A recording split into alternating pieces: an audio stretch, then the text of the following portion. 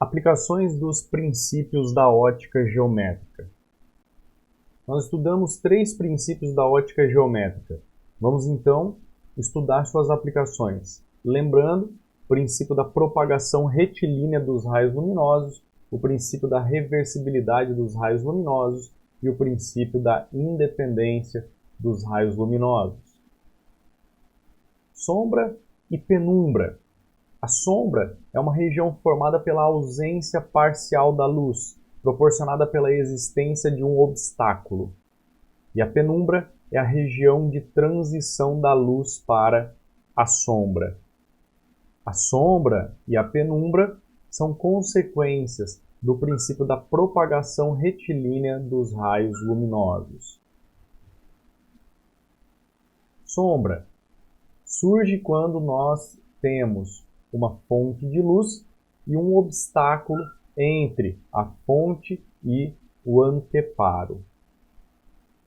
Para estudarmos a sombra, vamos traçar um raio de luz da fonte rente à extremidade esquerda do obstáculo e um raio de luz rente à extremidade direita do obstáculo. A região entre esses raios de luz é a região de sombra. Como assim?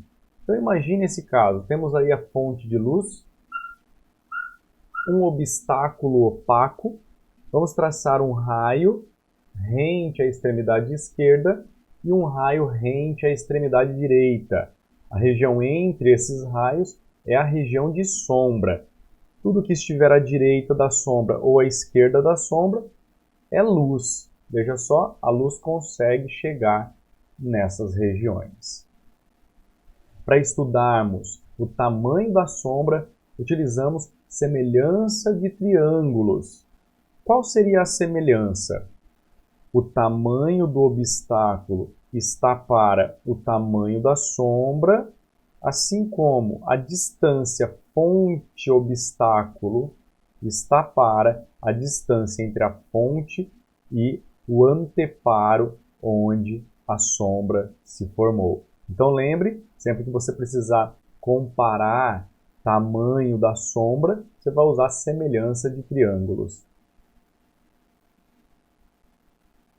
Penumbra vai surgir quando nós tivermos uma fonte de luz extensa. Então aqui fica um pouco mais complexo, porque nós devemos traçar 2 raios de luz da extremidade direita da fonte, um rente à extremidade esquerda e outro rente à extremidade direita do obstáculo.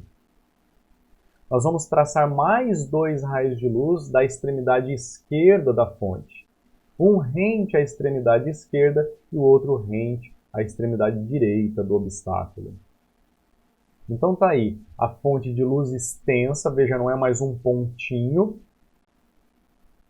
e o obstáculo opaco. Da extremidade direita, traçamos um raio rente à extremidade esquerda do obstáculo e um rente à extremidade direita do obstáculo. Fazemos a mesma coisa para a outra extremidade da fonte, um raio rente à extremidade esquerda, o outro rente à extremidade direita. Tudo que estiver compreendido entre esses 2 raios é sombra.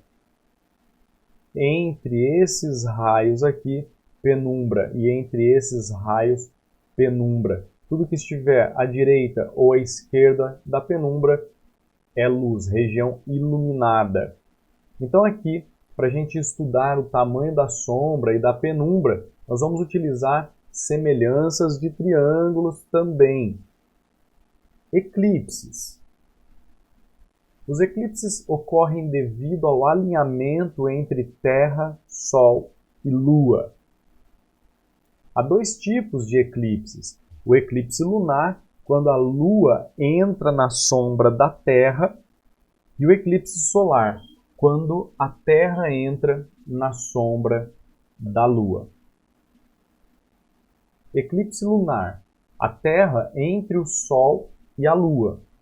A Lua fica na sombra produzida pela Terra. Então, imagine essa situação. Sol, Terra, Lua. O Sol é uma fonte de luz extensa. Então, raio de luz que parte da parte de cima do Sol tangencia a Terra na parte de cima. Raio de luz que sai da parte de baixo do Sol tangencia a Terra na parte de baixo. Logo, aqui nós temos um cone de sombra.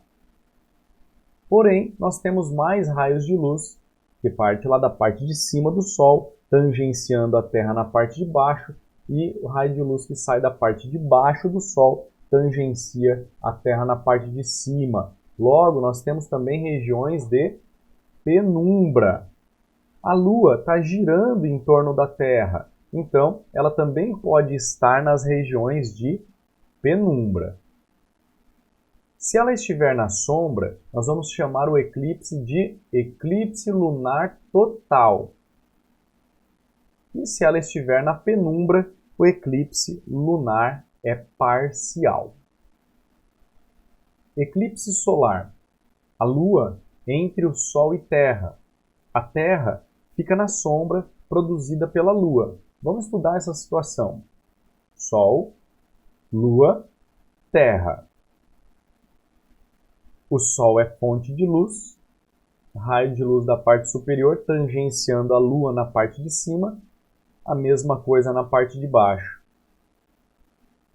Mais raios de luz da parte de baixo que tangencia a parte de cima da Lua, raio de luz da parte de cima do Sol tangenciando a parte de baixo da Lua. Nós podemos então notar uma região de sombra e regiões de penumbra. Logo, onde nós temos a sombra, vamos chamar isso aí de eclipse solar total. Então, o pessoal que mora nessa região da Terra para de enxergar o Sol porque vai estar na sombra. E quem mora nessas regiões aqui enxerga só uma parte do Sol e outra parte vai sumir. Câmara escura de orifício. É o princípio de funcionamento das câmeras fotográficas. Imagine então um recipiente com um pequeno orifício. Pode ser uma lata de Nescau, por exemplo. Nós fazemos um pequeno orifício nessa lata e podemos estudar a formação de imagens. Como? Nós vamos dispor um objeto frente ao orifício e vamos traçar raios de luz. Um raio que parte lá da parte de cima do objeto atravessa o orifício e um raio de luz que parte da parte de baixo do objeto também atravessa o orifício e chega lá na parte de trás da câmera. Qualquer raio de luz que saia entre esses dois também vai conseguir atravessar o orifício e chegar lá na parte de trás da câmera. Sendo assim, uma imagem deve aparecer lá na parte de trás da câmara escura.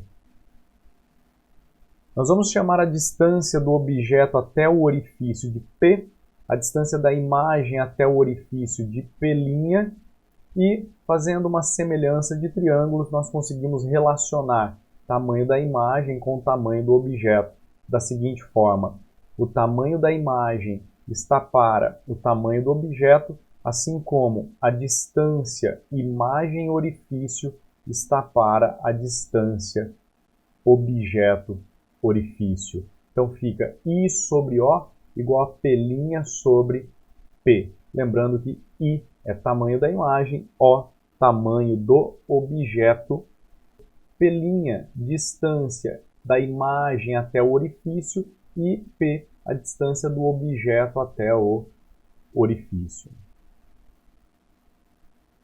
Bons estudos e até a próxima. Tchau, tchau.